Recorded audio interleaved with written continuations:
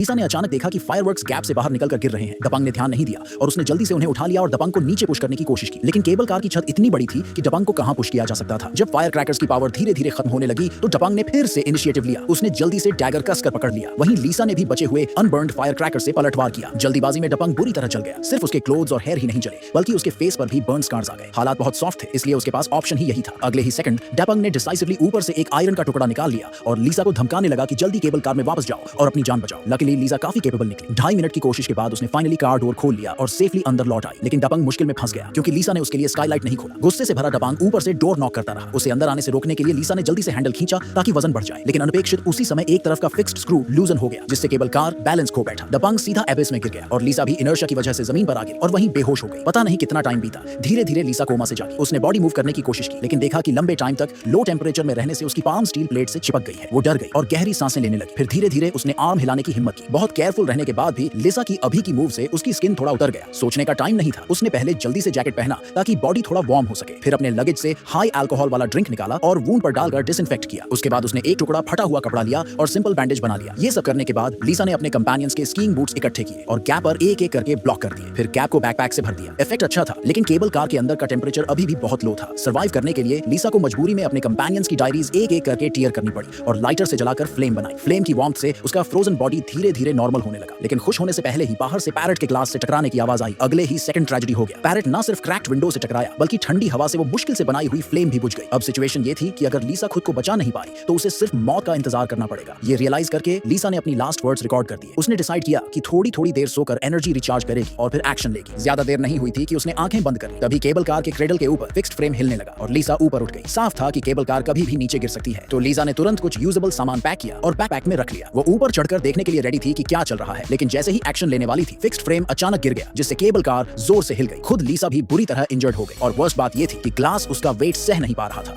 वो इतनी तेजी से नीचे खिसक रही थी कि नंगी आंखों से देखा जा सकता था। हर बार जब लीसा मूव करती उसकी बेस्ट फ्रेंड का बॉडी उससे टकराता। ल्यूकली लीसा ने फास्ट रिएक्शन दिया और थोड़ा साइड होकर बच गई और इस तरह उसकी जान बची। अब लीसा के पास बहुत कम टाइम बचा था। अगर वो जल्दी से ऊपर क्लाइम नहीं करती तो करंट सिचुएशन में केबल कार हार्डली 10 मिनट में एबिस में गिर जाती। लीसा सच में मरना नहीं चाहती थी। थोड़ी देर बाद जैसे तैसे वो ऊपर चढ़ गई और पीछे केबल कार सीधा एबिस में गिर गया। बस एक ब्रैकेट बचा जो ठंडी हवा में झूल रहा था। इतना सब झेलने के बाद लीसा ने लाइफ और डेथ दोनों देख लिए थे। वो जीने के लिए मेहनत करने को रेडी थी, लेकिन अगर पॉसिबल ना हो तो मौत एक्सेप्ट करनी ही पड़ती। तभी उसे एक आइडिया आया। उसने काइट पर कुछ लाइट बल्ब्स लगाए और हवा का फायदा उठाकर उसे उड़ाया। लीसा की कोशिश बेकार नहीं गई। इस बार किस्मत ने उसका साथ दिया। स्टाफ ने उड़ता हुआ ग्लोइंग काइट देख लिया।